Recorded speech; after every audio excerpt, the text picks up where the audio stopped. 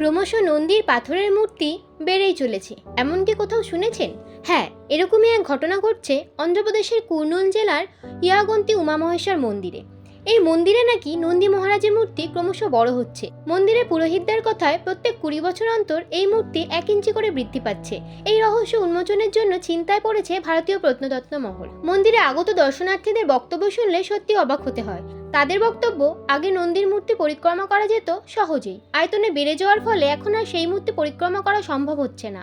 মূর্তি বড় হতে দেখে মন্দির কর্তৃপক্ষ একটি থাম সরিয়ে ফেলেছেন মূর্তির পাশ থেকে।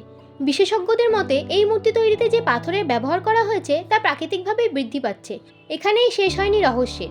মন্দির চত্বরে গেলে আপনি দেখতে পাবেন না একটিও কাক। পুরাণে বর্ণিত আছে, এই মন্দিরে তপস্যা করার সময় ঋষি অগস্ত্যকে কাক খুব বিরক্ত করছিল। ক্রোধের বশে ঋষি কাককে অভিশাপ দিয়েছিলেন যাতে কখনো কোনো কাক এই মন্দিরের ধারে কাছে আসতে না পারে।